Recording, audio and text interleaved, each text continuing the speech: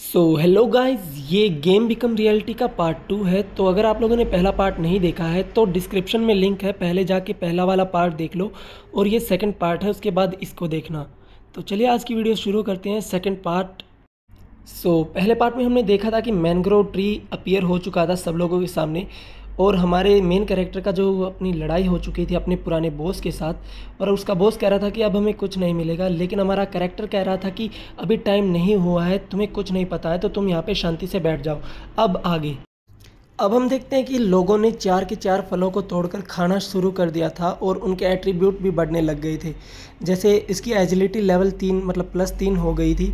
लेकिन फिर हम देखते हैं कि वो पेड़ जो था वो ज़िंदा हो चुका था और लोगों पर हमला करने लग गया था। और हमारा मेन कैरेक्टर सोचता है कि ये बिल्कुल गेम की तरह ही हुआ है जैसा गेम में हुआ था, और एक ईवल सी स्माइल देने लग जाता है। वो पेड़ वहाँ पर खड़े सभी लोगों पर हमला करना शुरू कर देता है। फिर हमें पता चलता है कि जब तुम इस पेड़ के सारे फल तोड़ लोगे तो ये पेड़ ज़िंदा हो जाएगा और तुम लोगों पर हमला करने लग जाएगा। इसे देखकर ही सभी लोग वहाँ से भागने लग जाते हैं, लेकिन जिनहुक वहीं पे खड़ा रहता है और वो देखता है कि जोंगसू भी वहाँ से जा रहा होता है। लेकिन वो जोंगसू को पीछे से आवाज़ देता है और बोलता है कि तुम इतनी जल्दी गिव अप कर रहे हो। फिर जोंगसू बोलता है उसको कि और नहीं तो क्या, यहाँ पे रुक के मुझे अपनी जान थोड़ी गंवानी है, मैं ऐसे मरना नहीं चाहता था। लेकिन जिन्होंने उसे बताता है कि यही तो मेन इवेंट है, अभी तो तुम्हें इसका मेन प्राइज़ मिलेगा। और वो बोलता है क्या तुम सच कह रहे हो, कौन सा मेन प्राइज़ है यहाँ पे? अगर तुम्हें लग रहा है कि मैं झूठ बोल रहा हूँ तो फिर मैं यहाँ पे क्यों खड़ा हूँ अब तक? फिर जोंगसू सोचता है कि बात तो सोचने वाली है, ये पेड़ के फल के पीछे भी नहीं गया, ज़रूर ये कुछ ना कुछ जानता है और मुझे इसकी बात माननी ही होगी। फिर जोंगसू बोलता है कि मान भी लिया तुम सच बोल रहे हो, लेकिन फिर अब हमें करना क्या है? फिर जिन्होंने उसे बोलता है कि हमें इस पर एक साथ हमला करना होगा। अगर हमने इस पर एक टाइम पे दोनों तरफ से हमला किया तो ये ब्लॉक नहीं कर पाएगा और हम लोग जीत जाएंगे। फिर जोंगसू बोलता है कि तुम चाहते हो कि मैं इसका ध्यान भटकाऊं? और हमारा जिनह्युक बोलता है कि हाँ, मैं यही चाहता हूँ। फिर जिनह्युक बोलता है कि हम दोनों में से अगर एक भी हमला करने से पीछे हट गया तो हम दोनों यहाँ पे आज मारे जाएंगे। और इतना कहते ही वो दोनों उस पर हमला करने के लिए भागने लग जाते हैं और वो पेड़ भी उन पर हमला करना शुरू कर देता है। और जैसे ही वो हमारे जिनह्युक पर हमला करता है तो जिनह्युक देखता है कि जोंगसू का क्या, और हम लोग देखते हैं कि जोंगसू वहीं के वहीं खड़ा है और बोलता है कि मैं तुम पर विश्वास क्यों ही करूं, जाओ आगे मेरे लिए और मेरे लिए चारा बनो जाकर, फिर मैं अपना इनाम वहां से ले लूँगा जाके। फिर जिनह्युक बोलता है कि मैं बिल्कुल बहुत ज़्यादा खुश हूँ, मुझे पता था तुम बिल्कुल भी नहीं बदले, और एक हमले को डॉज कर देता है और बोलता है कि जो सच में बेट है वो मैं नहीं हूँ, बल्कि जो मुझसे दूर खड़ा है, जो पेड़ से दूर खड़ा है, वो बेट है।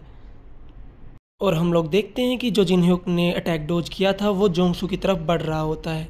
जोंगसू भी उस अटैक को देखकर हैरान हो जाता है, लेकिन वो कुछ कर नहीं पाता और वो अटैक उसको जकड़ लेता है। आराम आराम से वो उसकी सारी बॉडी को जकड़ने लग जाता है और देखते ही देखते वो उसकी पूरी बॉडी को जकड़ लेता है।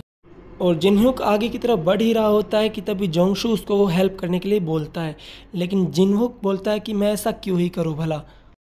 और इतना कह के हमारा जिनह्युक आगे की तरफ बढ़ जाता है और हम देखते हैं कि वो ट्री उसको मारने लग जाता है और वो बोलता है कि मैं ऐसे नहीं मरना चाहता, मैं ऐसे नहीं मरना चाहता, नहीं नहीं नहीं नहीं, आई डोंट वांट डाई। और हम देखते हैं कि वो पेड़ उसको जान से मार देता है। फिर जिनह्युक उस पेड़ की तरफ देखता है और बोलता है कि अब तुम्हारी बारी है। और हम देखते हैं कि वो पेड़ हमारे जिनह्युक पर हमला कर देता है।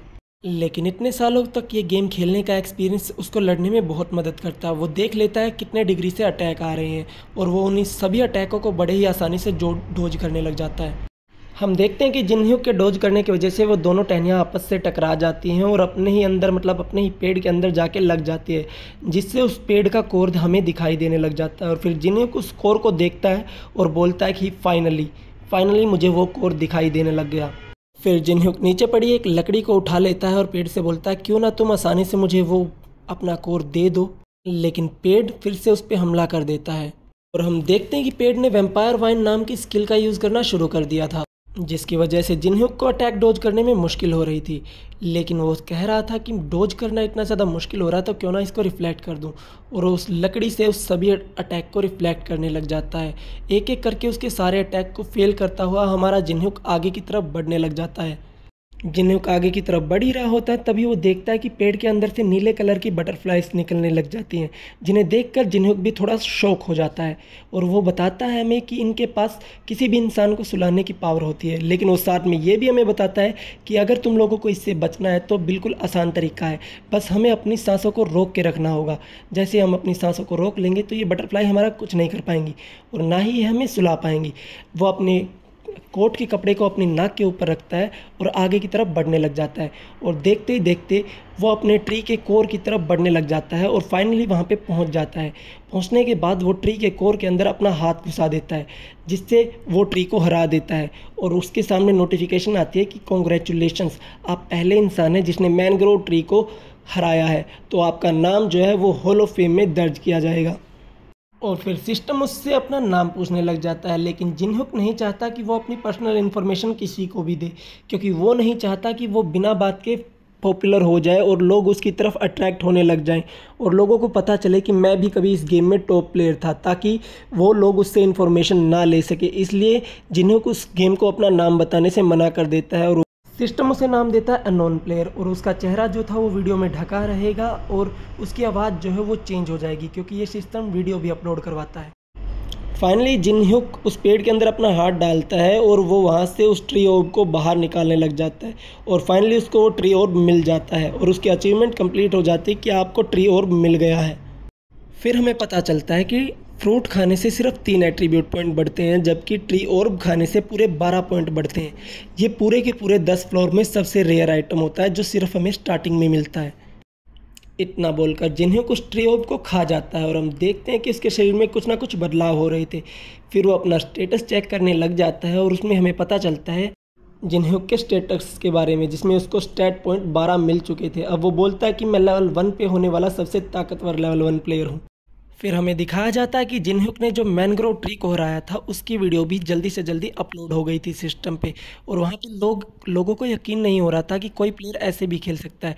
लोगों के कमेंट आ रहे थे कि कोई ऐसा कैसे कर सकता है, ये कौन है, ये कहाँ से आया है, इसने ये कैसे किया, क्या इसने गेम को हैक कर रखा है, ऐसे ऐसे। और वहाँ पर उसके मेन अकाउंट पर 2-3 कमेंट आए हुए थे जिनको हमारा जिन्होक पढ़ रहा होता है, जिसमें उसको 10 बिलियन रुपए का ऑफ़र आया हुआ होता है। वो बोलते हैं कि हमसे जल्दी से जल्दी कॉन्टैक्ट करो, लेकिन हमारा प्लेयर सोचने लग जाता है कि अगर ये एक दिन पहले मुझसे ये डील करते तो शायद मैं इसके लिए हाँ भी कर देता।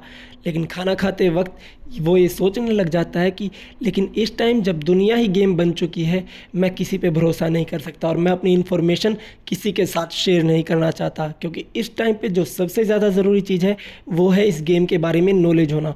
और अगर मैं इस गेम की नॉलेज को ही किसी और को दे दूँगा तो मैं आगे नहीं बढ़ पाऊँगा और मेरी अगली मंजिल जो है, जहाँ पे मुझे गेम से रिलेटेड बहुत सारे आइटम मिलने वाले हैं, जैसे वहाँ पे कोई ना कोई स्वॉर्ड मुझे मिल जाएगी या फिर कोई भी ऐसा एंटीक पीस मुझे मिल जाएगा जिसका मैं गेम में यूज़ कर सकता हूँ। लेकिन मुझे वहाँ पे जल्दी से जल्दी जाना होगा, जिसका नाम है नेशनल म्यूज़ियम ऑफ कोरिया।